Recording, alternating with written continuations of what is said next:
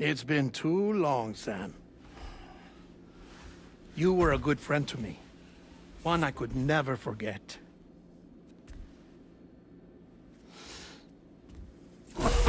Which is why I took steps to ensure that this message would only play upon your arrival. The sensors were set to scan for your biometric data. A simple enough trick.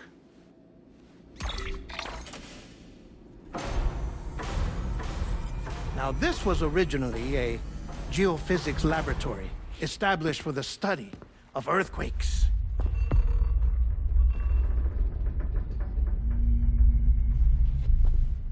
And for that reason, it holds a wealth of documentation on gatequakes, tar currents, and placates. As well, I discovered, as research data on the other side.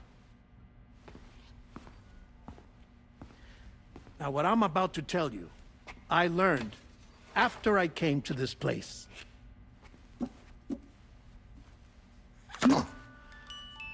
Imagine that this is the lab.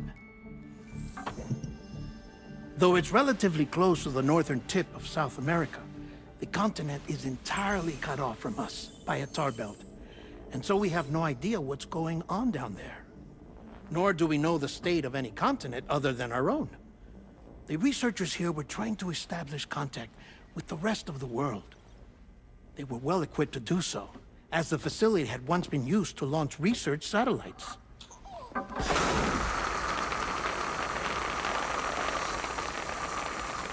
So they tried launching a variety of probes and drones in the hope of obtaining observational data, with no success. The Earth, you see, is shrouded in a thick layer of chiralium that renders electronics inoperable at altitude. So they tried sending ships across the ocean. Oh, yes. Oh, but that failed too.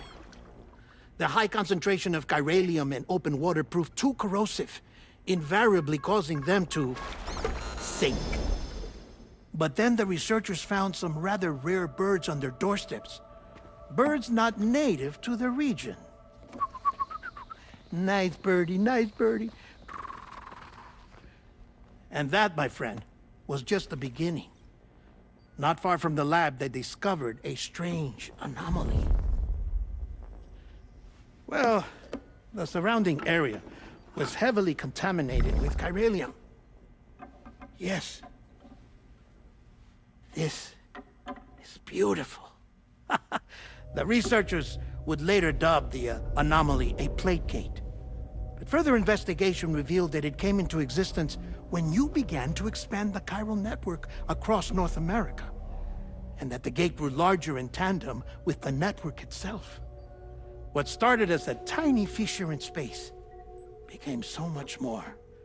The researchers duly installed cameras to study the gate and its surrounding area. Now, to their surprise, they caught footage of some unusual marsupials. Yes, a kind you wouldn't expect to normally encounter in Central America, like the birds. But to confirm their suspicions, they sent an autonomous robot through the gate. The soil samples it collected were consistent with the archived geological data from the southern hemisphere.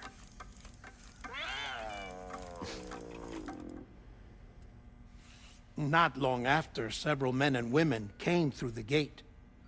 They spoke English, and they confirmed that they had indeed come from faraway Australia.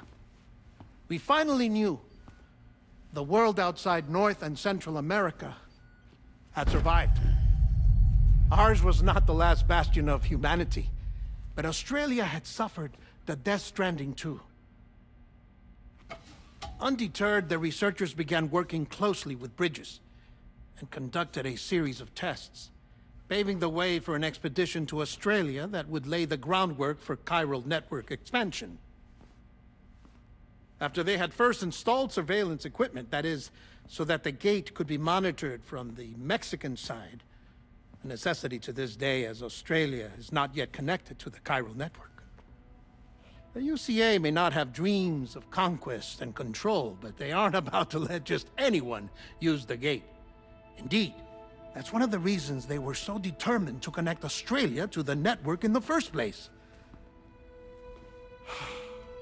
Well, I suppose that's all I have to say about the Plate Gate. There's something else that I need to tell you, though. Something far more important. Mind if I pause it here?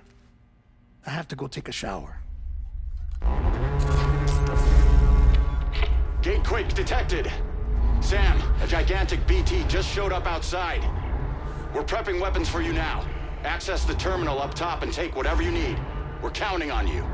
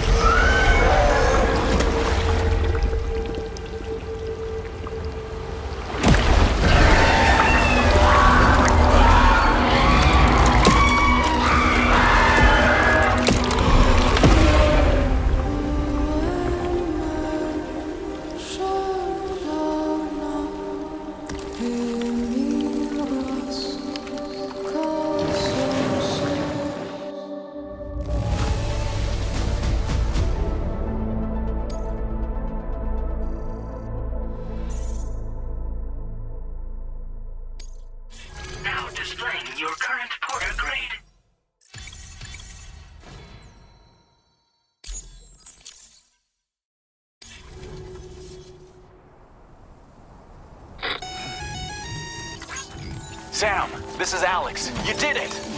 We've confirmed the chiral crystallization of the giant BT. Local chiral density is already dropping fast. I think we can all rest easy for now. You've saved a lot of lives by killing that monstrosity. We won't forget that. Head to the research lab's private room and take a break. You've earned it.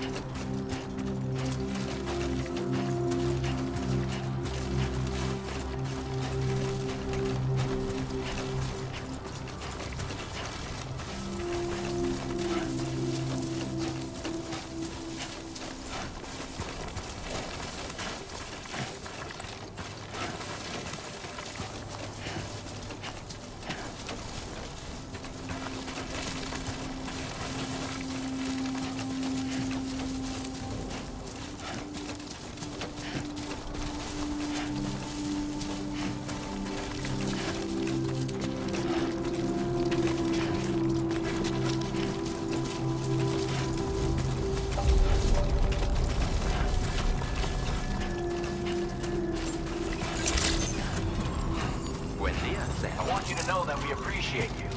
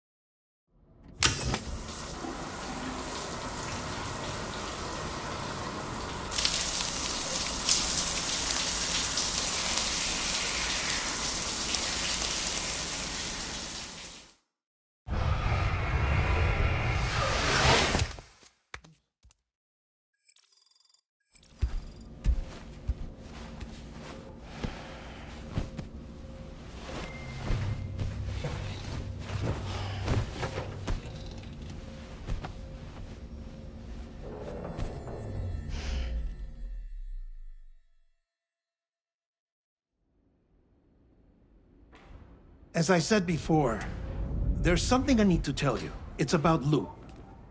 You see, after you left Bridges, I decided to do a little digging into BB-28's past. That is, Lou's. I found the BB decommissioning records. Now, according to them, BB-28 was flagged for disposal and subsequently incinerated 4 years ago, long before you and Lou first met. That's BB-28? This is the child officially identified as BB-28. But if you look closer, Sam, you see at once that it can't possibly be Lou. Right there at the elbow, where the birthmark should be. Nothing. Which means we have another BB-28 on our hands. The one with whom you memorably went west and back not so long ago. That is Lou. Per regulations, the serial number assigned to each BB was unique. No two units should have ever been assigned the same one. I've cross-checked the details with the most up-to-date entries in the UCA database. And indeed, there is no reason to believe BB-28 survived. All of which can only mean, Sam, that the bridge baby you carried with you on your journey across America, Lou, was never recorded in the official database. So, where then did Lou come from? Right now, your guess is as good as mine. But as worrying as that sounds, this could actually be to your advantage, since it's functionally impossible for the UCA or Bridges to track a BB of which they have no record. Which is lucky, because if they did know about a BB that could live and grow outside the pod, they'd want to secure it for study. So take comfort in the knowledge that they don't, that you're free, that you can bring up Lou in peace. How is it, by the way? The two of you living as a family. Right. I have gifts for you. A few things to take back home. An assortment of vaccines to be administered as your child grows up. We want Lou to live a long and healthy life. And it's natural for children to be afraid of shots. Maybe this will help put Lou's mind at ease. A token of my affection. You can collect it via the delivery terminal when you leave. I wonder how big Lou will get. Anyway, there's one more thing I wanted to share with you. As you know, everyone is meant to go to their own beach when they die. But unlike most people, I wasn't born from a mother. I was born from an artificial womb. Transplants provided the organs I never had. I was incomplete and had no beach, I believed. But I wasn't about to accept that. I went back home to study the Ha and Ka and the beach. I threw myself into my work, Sam. I tried. But I think I've done all that I can. In the end, I'm still a patchwork Frankenstein's monster. One that's just about worn out. As a doctor, I can tell you, I don't have long left. So I've devoted my remaining time to research. That's why I'm here, Sam. Where I can focus on the beach.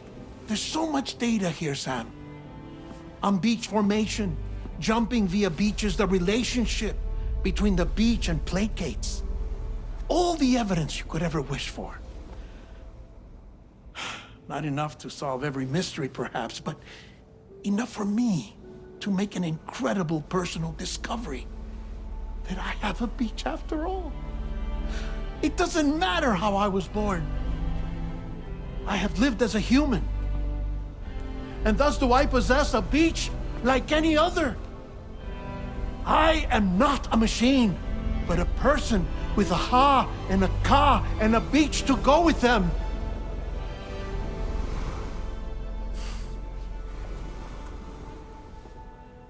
Lastly, I have a confession for you, along with a heartfelt apology.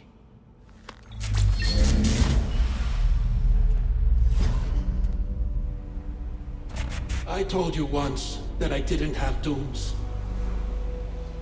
But that's not actually true. Not that I was lying, you understand. I just didn't know.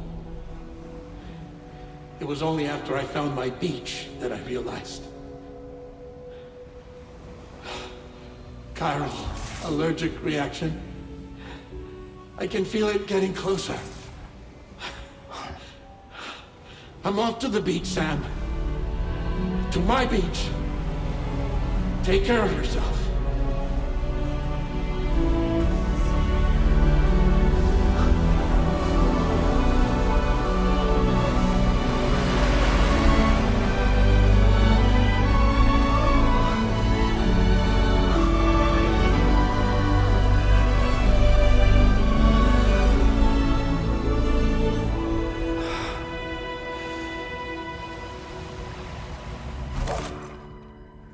Sam.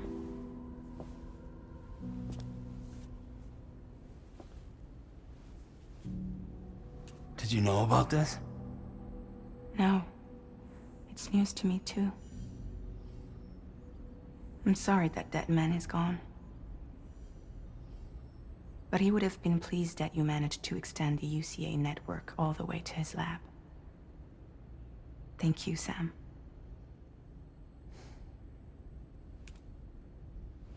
I guess I'm homeward bound. Missing little Lou that badly? You know I am. Come on back, Sam. Lou misses you too.